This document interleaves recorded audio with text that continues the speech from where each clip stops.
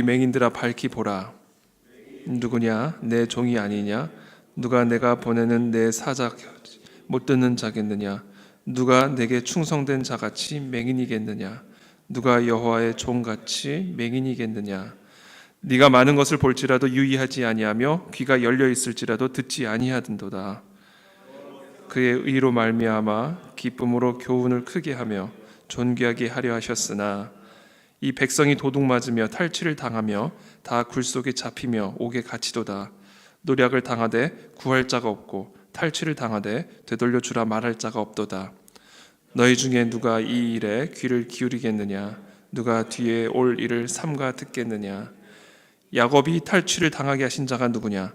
이스라엘을 약탈자들에게 넘기신 자가 누구냐? 여호와가 아니시냐? 우리가 그에게 범죄하였도다.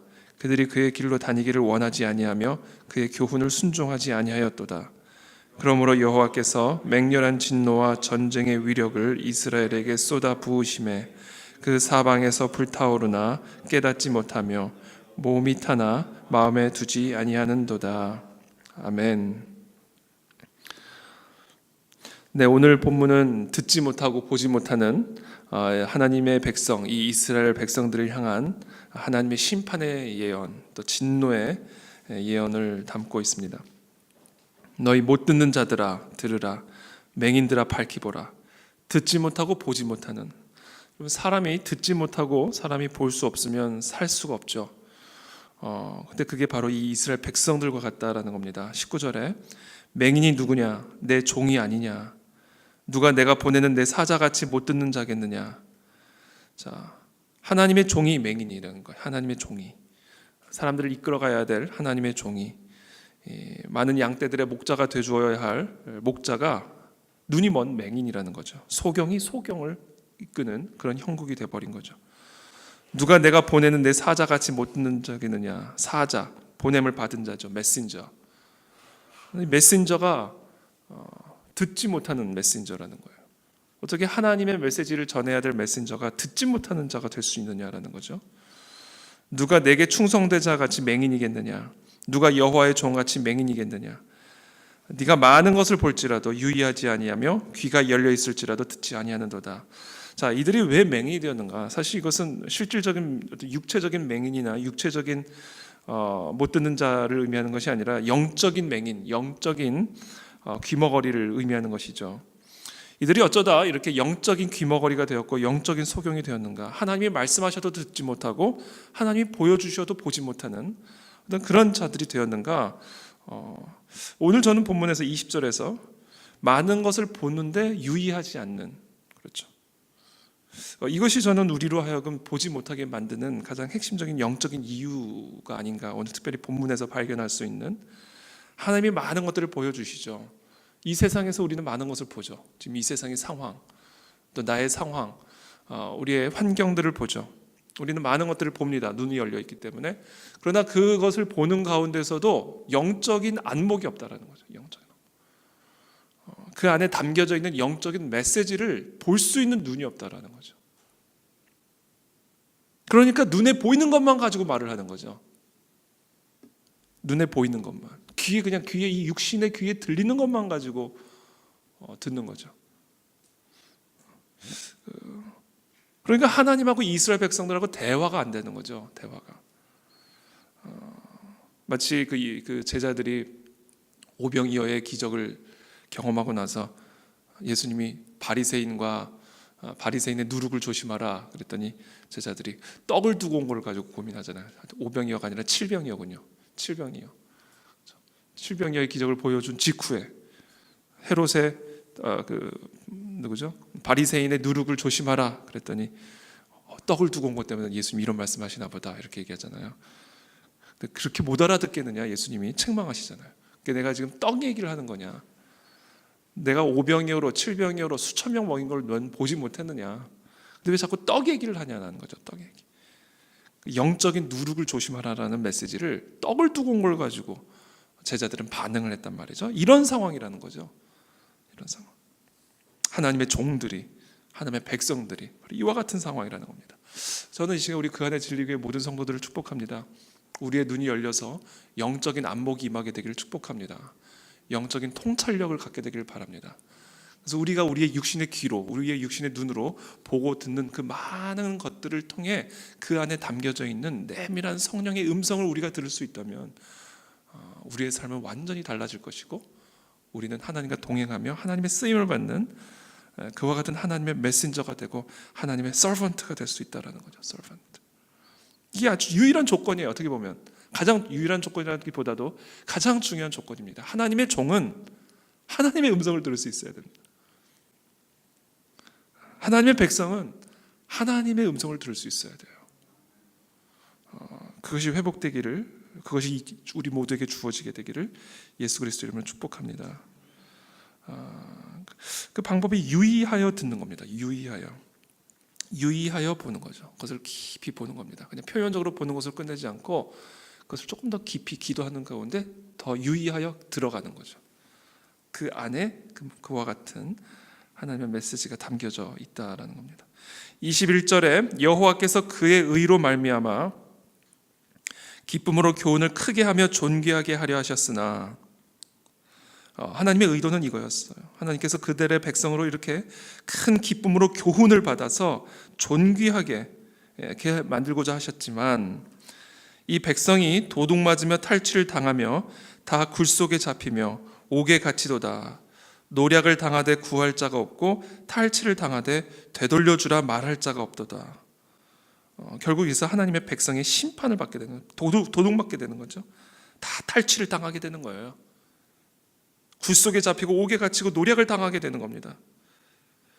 우리가 하나님의 음성을 듣지 못하고 하나님이 보여주시는 것을 보지 못하는, 그래서 이 육신에 갇혀서 이 육신을 따라 살아가는 삶은요, 반드시 죄와 사망의 법의 다스림을 받게 되고 다 도둑맞고 탈취당하고 육신의 것뿐 아니라 이 영적인 축복, 영적인 모든 유산들도 다 뺏김을 당하는 그런 존재, 그런 심판을 받을 수밖에 없는 것이죠.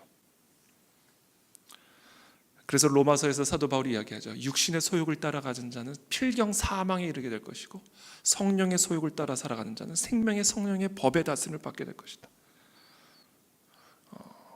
하나님의 음성을 듣고 하나님이 보여주시는 것을 따라 하루하루의 삶을 동행하는 자들의 삶은 성령의 법이 다스린다. 어떤 상황과 어떤 환경 속에서도. 그러나 그와 같은 음성을 듣지 못하고 그와 같은 메시지와 차단되어 있는, 그래서 그냥 귀에 들리는 대로 듣고 눈에 보이는 대로 보는 그와 같은 육신에 속한 자는 사망의 법에 다스림을 받을 수밖에 없다라는 겁니다. 그것이 지금 이 이스라엘 백성의 운명이다.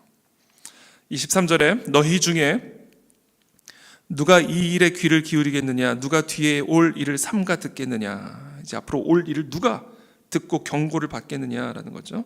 그러면서 하나님께서 그 경고의 메시지를 조금 더 구체적으로 확실하게 24절, 25절에서 말씀하십니다. 오늘의 핵심적인 메시지죠. 야곱이 탈취를 당하게 하신 자가 누구냐? 이스라엘을 약탈자들에게 넘기신 자가 누구냐? 여호와가 아니시냐? 우리가 그에게 범죄하였도다. 그들이 그의 길로 다니기를 원하지 아니하며 그의 교훈을 순종하지 아니하였도다. 어쩌다 이 이스라엘 백성들이 앞으로 이 바벨론에게 패망당하여 그 참혹한 고통과 수모와 노략을 당하게 될 것인가? 누가 그 일을 행하게 할 것인가? 표면적으로 보면 바벨론이죠. 표면적으로 보면 정치적인 문제 때문에 노략을 당한 거죠. 표면적으로 보면 바벨론이라는 당대 최강국에 의해 노략을 당한 거죠. 그러나 그것만 보지 말라는 거죠. 그 배후에 그 깊이 이 일을 행하신 분은 누구냐? 여호와 하나님이라는 거죠. 바벨론을 진노의 막대기로 쓰셔서 들려줘도 듣지 못하는 하나님의 백성, 보여줘도 보지 못하는 하나님의 백성, 그래서 하나님의 길을 따르지 않고 오히려 하나님을 거역하는, 하나님이 택한 이 하나님의 백성들을 향한 이 심판, 이것이 바로 이 바벨론 패망의 영적인 의미다. 이것을 행하신 분은 하나님이다라는 거예요. 저와 여러분들의 삶에 때로는 이와 같은 바벨론을 만나는 경우들이 있죠. 어떤 종류의 바벨론이든 우리의 삶에 이와 같은 바벨론의 경험을 하는 경우들이 있습니다. 그냥 우리가 그걸 육신의 안목으로 보면, 육신의 눈으로 보면 그것은 정말 어떻게 보면 재수가 없었던 거고 어떤 그 사람 때문인 거고, 어떻게 보면 내가 무능했기 때문이고, 근데 그게 아니라는 거죠. 그와 같은 일들을 일으키신 분은 결국은 여호와 하나님, 그것을 약탈자들에게 넘기신 자가 누구냐? 여호와가 아니냐라는 거죠. 여호와. 왜 여호와가 넘겼느냐? 너희들이 맹인이 되었기 때문이라는 거예요. 들려줘도 듣지 않았기 때문이라는 것이고, 그들이 하나님의 길로 다니기를 원치 않았고 하나님의 교훈을 순종하지 않았기 때문에 하나님이 바벨론을 통해 너희들을 심판하신 것이다라는 겁니다. 누구를 원망할 문제가 아니라는 거죠. 보여줘도 보지 못했던 내가 회개해야 된다는 거예요. 들려줘도 듣지 못했던 내가 돌이켜야 된다는 이야기죠. 그래서 C.S. 루이스는 고통을 이렇게 얘기하죠. 하나님의 확성기다. 보통 때는 속삭이는데 고통 때는 소리치신다. 이렇게 말씀하시죠. 우리가 이 바벨론의 때를 통과할 때 우리는 우리에게 외치시는 그 하나님의 음성을 들어야 됩니다. 평소에는 들리지 않았던, 그러나 이 바벨론의 때를 통과하는 가운데 우리에게 외치시는 말씀, 그들이 그의 길로 다니기를 원하지 아니하였고 그의 교훈을 순종하지 아니하였도다. 누구냐? 누가 이들을 탈취하게 했느냐?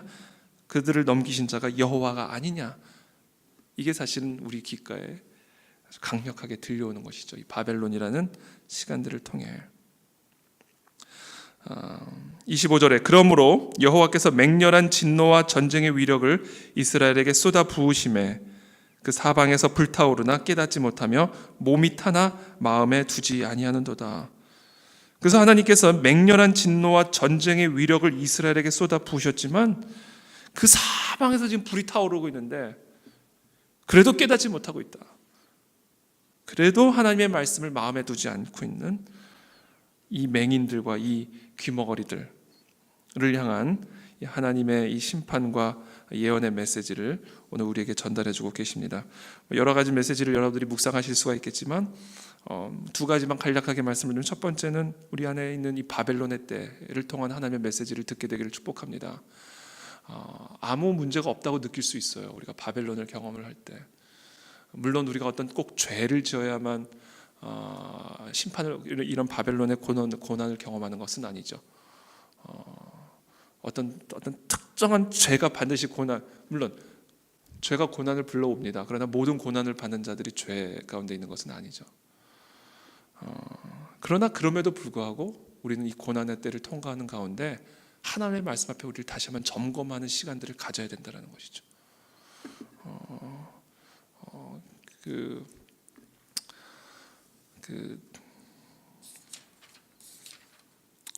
앞으로 계속 똑같은 메시지가 나올 것 같으니까 지금 하고 싶은 말씀은 내일 또 나누도록 하고요.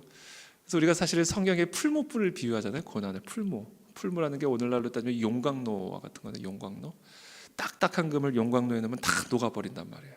딱딱한 금일 때는요, 불순물을 어떻게 할 수가 없어요. 한번 굳어진 모양을 어떻게 바꿀 수가 없습니다. 이거는.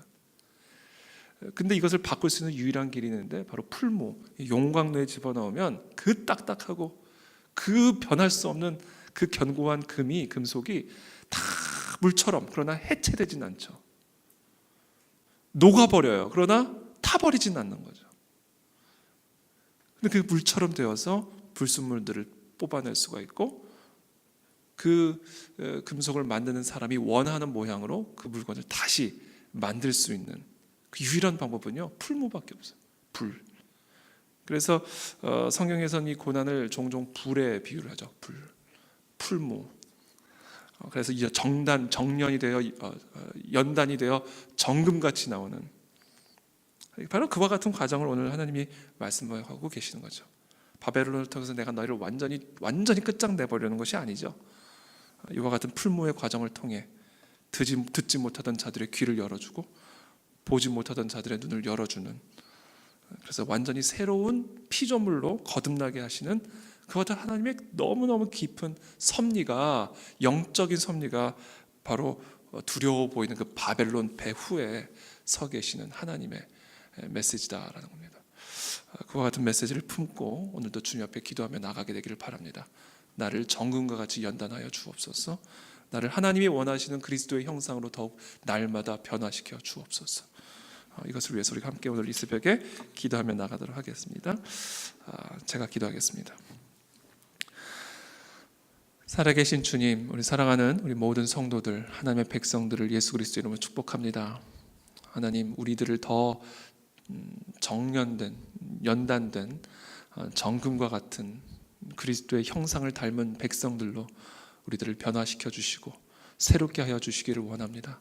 날마다 우리가 주님의 본향에 가는 그날까지 멈추지 않는 이 성화와 성숙과 이 변화의 역사가 우리 삶 가운데 일어나게 도와주시기를 원합니다.